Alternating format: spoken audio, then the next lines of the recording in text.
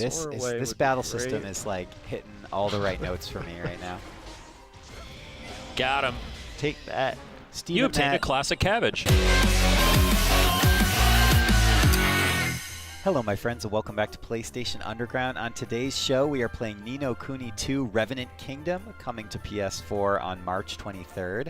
Justin and I are joined by Steven from Bandai Namco. Hello, sir. Hey, how's it going? It's good to have you on the program again. Welcome back. We're going to see a little bit of story from Ni no Kuni 2. We're in Gold Paw. Tell me a little bit about this town and where it is set in the storyline. So we're about a good 3-4 hours into the game. Evan has just recently, so I guess a little bit of backstory. Evan is a former king of Ding Dong Dell, and he was recently ousted by Mausinger, who was his former chancellor.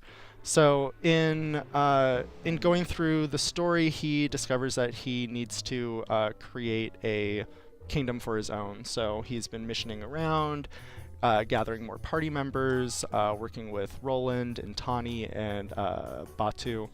And he's come to Gold Paw to be able to meet with the king of Gold Paw, whose name is Pugnacious. Okay. So, first question, aren't we a little young to be gambling? A little Are there young, any but rules about in Gold Paw? it seems that in Gold Paw you are free to gamble as long as you do not have a outstanding debt. So, okay. you know, it's an equal opportunity where anyone can come to this town. The whole town So let's just make sure we win and everything will be okay. Yep. So Who's the evil chancellor that overthrew Evan? his name is Otto Mausinger. Is Mausinger a mouse? Yes, he is. Yes, I knew it. It was I high called time it. for the mice to finally take over in a town that's supposed to be cats and mice living in harmony. It turns out that there's some underlying tension, Okay. and the mice decided to kick out the cats. I feel like there could have been a more peaceful revolution, but very well. So Evan is gambling. Oh, also is Pugnacious? Is he a dog? Yes, he is. All right. I'm just glad that I'm really reading this well. Very well. Oh, all right.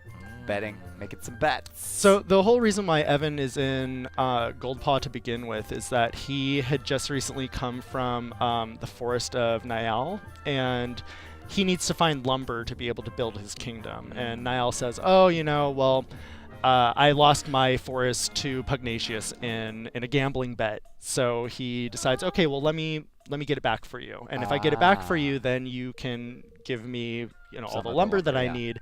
So they're jumping in here. He's trying to throw out some bets and decide, like, you know, I need to talk to Pugnacious.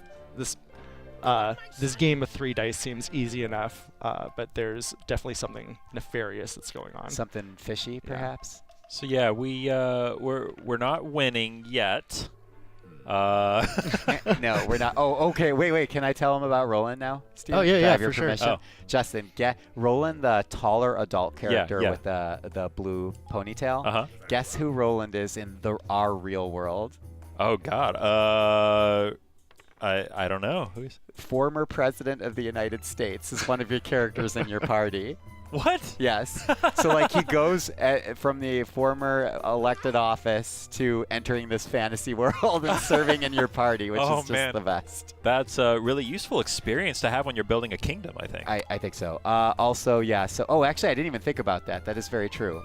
Excellent point, Justin. That was one of the he things looks, that he really looks younger now, but he's like in his 50s. Anyway, go ahead, Steve.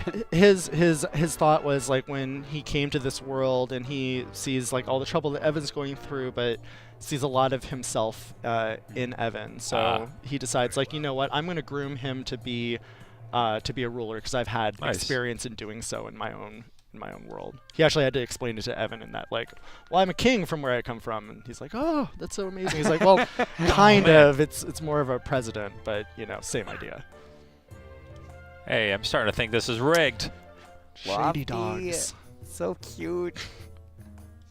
Don't give up. Yep. I'll do this. Just wants to keep betting. I have the same problem, you know. It's I'm like, doing so well. I'm just like, let it ride. See, now he's trying to saddle me down with an exponential debt. Oh my. So cute. Steven, I really do think something nefarious is going on here with this gambling. Okay, so this is like one of my favorite little characters. Whoa! That guy maintains your debt. Oh my god. But I think the Oh boy. to have like this crazy long neck crow thing just gawking at Screaming, you like owe me." you owe me. I'm just Your like, oh, that's so literal perfect. debt on your shoulder. I love it. Yeah, eyes not really looking at anything. Does he keep saying you owe me? Yeah. Yeah. So that's the function in Gold Paw. Anyone who has a debt, there's a friendly little familiar that Friendly, will yeah. remind you kindly Gentle that, you have reminders. that debt that's looming over your head. Their existence is purely pain to provide debt So services. So Ni no Kuni 2, is this how direct of a sequel is this to Ni no Kuni 1? Is it a completely new story in the same universe, or are we going to see what happened to Oliver and all that, or? It's a similar universe. Think of both Ni no Kuni Wrath of the White Witch and Revenant Kingdom as like a sandbox for level 5. So they've taken certain elements that are consistent across both games, whether it's some of the enemies that you might incur, some of the world locations, but there isn't necessarily a direct continuity between Not like a single narrative both of thread the going through. stories. Yeah. But anyone who's played the first Ni no Kuni will be able to find a lot of Easter eggs, little nods to the first game. So I think it's fun for anyone who's played the first one that you can jump in and you can discover all these little bits. But then for someone who doesn't know Ni no Kuni Wrath of the White Witch, you can play this and not feel like you've missed out on any of that context, Awesome. which Yeah. can be sometimes a barrier for people. And now that we're kind of seeing things in motion here, I gotta say, what an upgrade this is from the first Ni no Kuni. Running on PS4 now, just the frame rate looks a lot better, the visuals look a lot crisper. I'm really impressed. And I mean, Ni no Kuni was known for its gorgeous art style and visuals, the original one, right? So this is just even more in that direction. Yep. You really get to see the art style sing. And like from every angle, this game is just so gorgeous. Like to run around, and like the game really encourages you to go around and discover different locations and really explore, which I think is really great. So now we're gonna go investigate what the shady happenings I with think these. this is a casino. Yes. Okay. The giant dice Yeah. gave it away. Yeah. Evan's gonna be turned away not because he is a child, but because he has his little debt bird. Ugh. Dead bird. I feel like you could grab that thing and use it as a weapon. I mean, It looks Just like kinda swing it It has that around. neck like Yeah. one of those like comical like cartoon birds that you see like someone like strangling, just being like, you stupid bird. But it's just gonna scream "you owe me" back at you. Might be too annoying to use as a weapon. now it's going to be the ultimate weapon that you get at the end of the game. And I think even though once we're going into this section, I'm gonna be jumping to all of the key people that we need to talk to. But basically, when you go into any of these cities, all the characters you can go up and talk to, and they're all going to give you different context to the story. It's a lot of care has been taken in making sure that Level 5 wanted to create a very believable living world that you're interacting in. That's so valuable. I think the NPC is often not given the same love and care that the main cast is given in RPGs, but sometimes those are the characters you're interacting with the most are NPCs that are Exactly. out in the towns and in the field, and having them have poignant dialogue or pointed dialogue makes it so much better. Well, especially when these characters are supposed to conjure a feeling, and you're not really going to gather that until if you don't have a believable cast. Do Bill. Money now. Okay. I love how is it Batu? Is that the larger character's name? Yeah, so Batu, he's the head of the Sky Pirates, and that's Tani's father. He recently joined you, and he's pretty funny because he adds a bit of that tough guy comic relief. Oh, so two of your characters in the party are related. It's a father and daughter? Yes. Okay, awesome. Now, I don't know if I agree with that parenting style of going on dangerous adventures with your child. Come on. Well, it's funny because like earlier in the story, Tani is abducted by some wyverns, and she's captured, and Evan and Roland decide that they're going to go and save her, but Batu, even though he's the head of the Sky Pirates and he's this like big tough guy, he made it seem like really like, oh, this is like some insurmountable thing, like she's gone, like, you know. So it's funny how his courage comes after you've done all of the hard work. I love how the character in here was named Lady Pekingese. More dog jokes. Oh, yes. No, when you get into like the story and like the way that they've done all of the different accents too for the different characters, I find it pretty impressive. People are really fond of how Mr. Drippy's accent, I think it was like a Cockney accent? Like a weird like Scottish thing or something, yeah. Cheeky beggars. So you were mentioning that the cutscenes in this game are all done in engine now. Yes. That's interesting.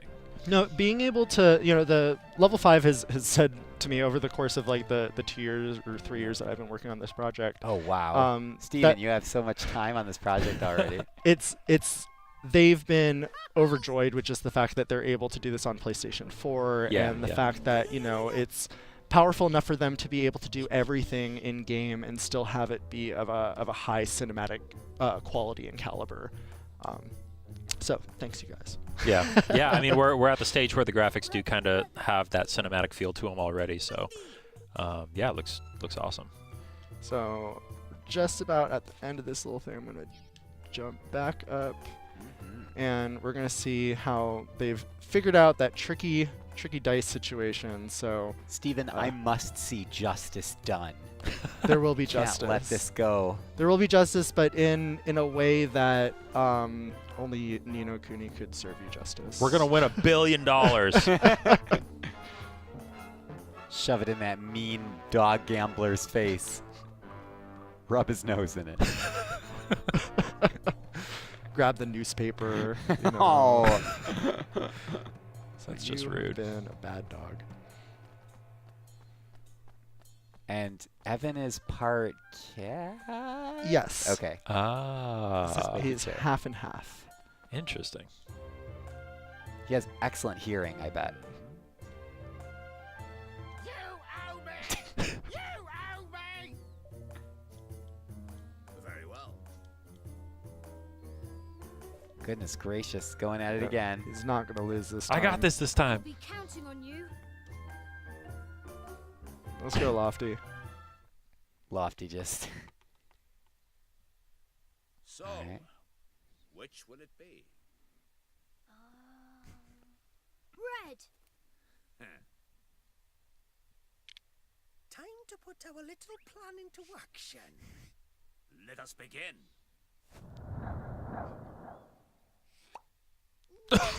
What? Oh my god. Wow. Terrible. Had to have some Matrix bullet time in there. Oh, that's impossible. Oh my god. Wow. I can't believe what I just saw. What?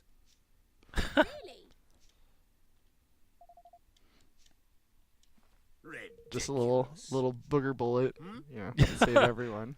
Can we equip that as a weapon in the Really? battle? That'd be great. I'm still trying to process that was a cutscene from a video game that is coming to PS4. That is just oh my god, this guy is the best. Yeah, Who, Mandarin or Pugnacious?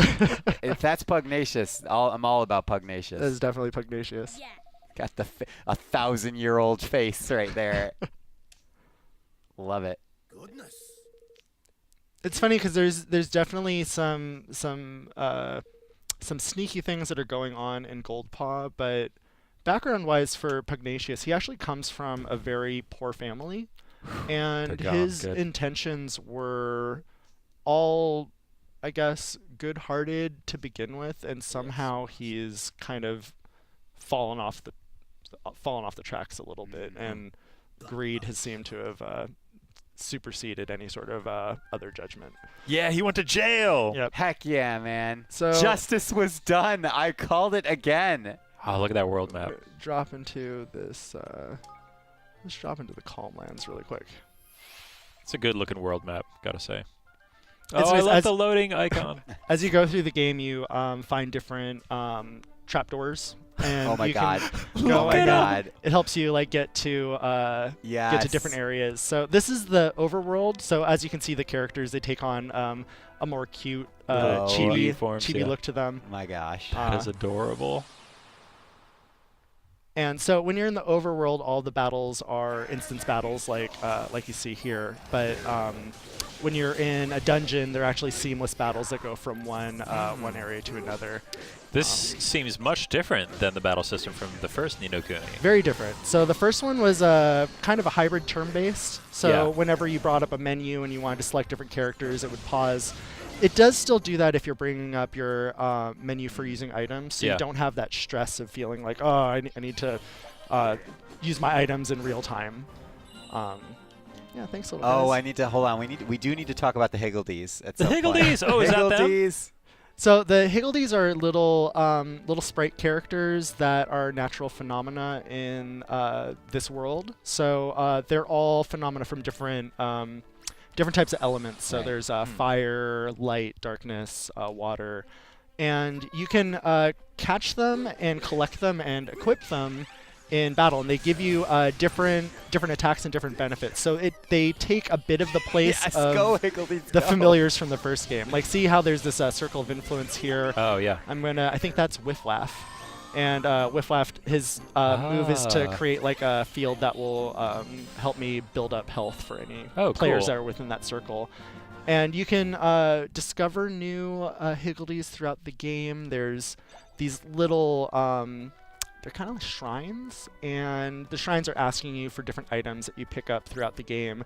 And if you give them the right items, then a specific Higgledy will pop up. And they're all unique. They have their own names. They have their own little accessories. Wow. But I think the most important thing is that they have 4 different moves. There's 2 benefits that are passive, and then they have 1 active move that comes up when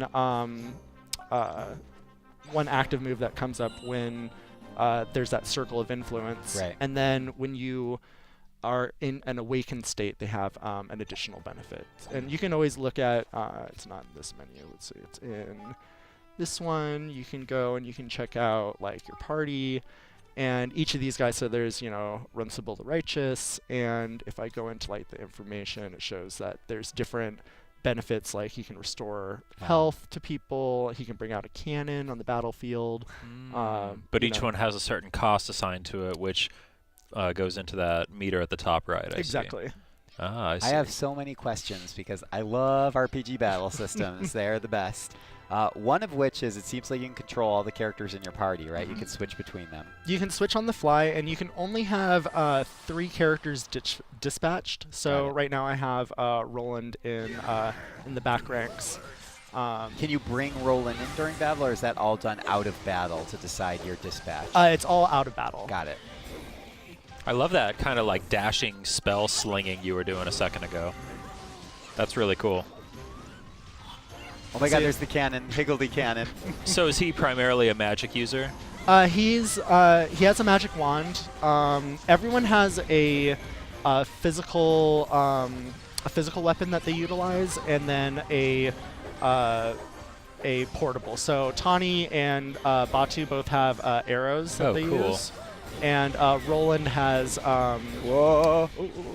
Careful, Steven, run careful! Get that. Let's give you a little bit of health real quick. Some soar away This would be battle great. system is like hitting all the right notes for me right now. Got him. Take that.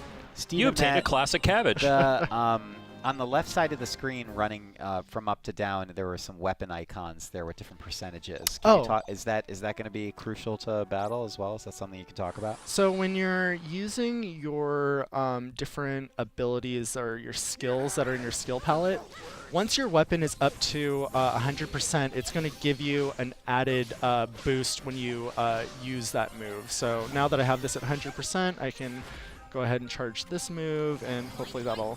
Oh wait, no, that was a steal. But then you can switch those weapons on the fly, and each weapon that you have has maybe different benefits for different elementals. I see.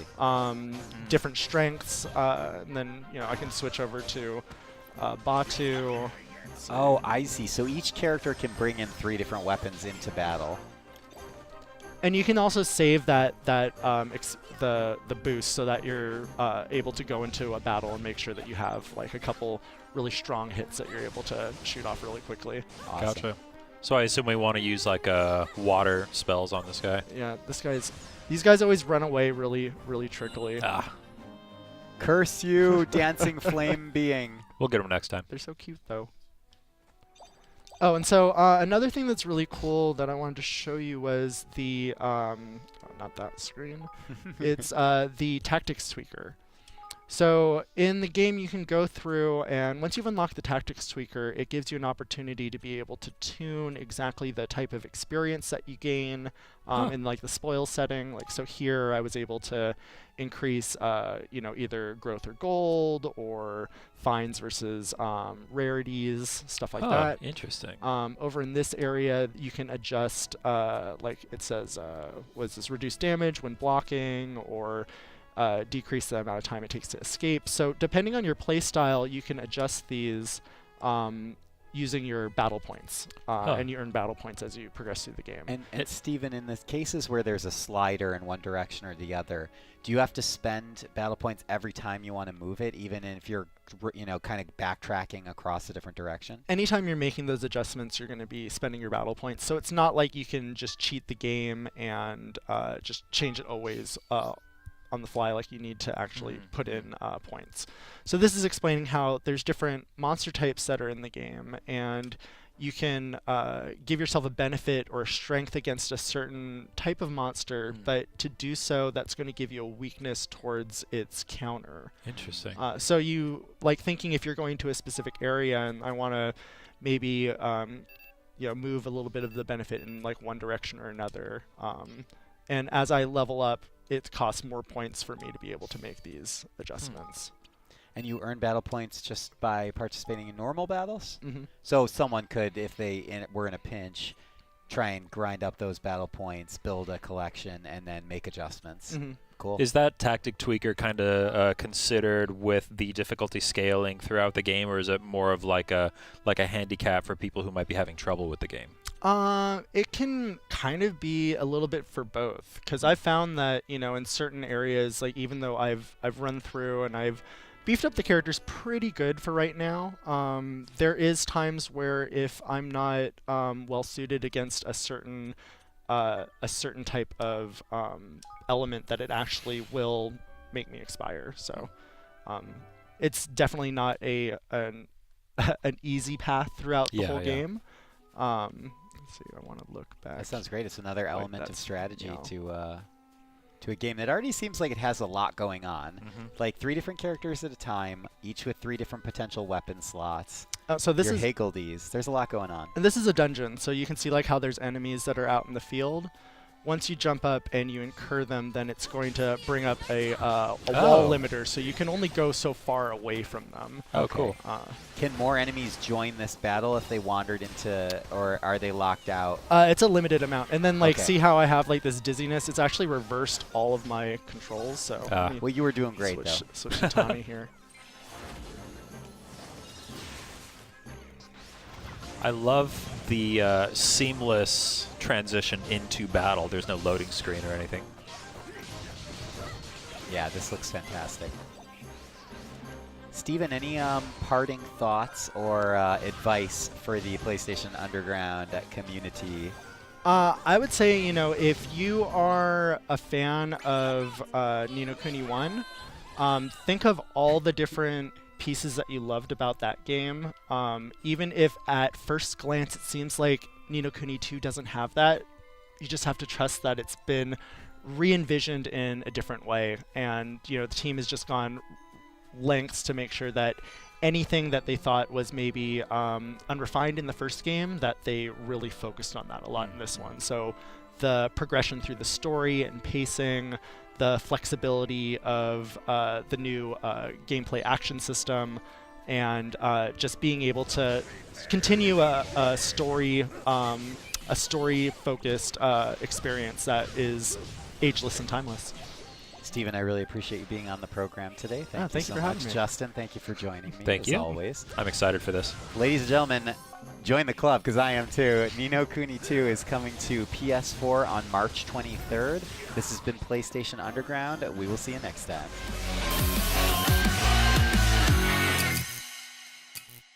PlayStation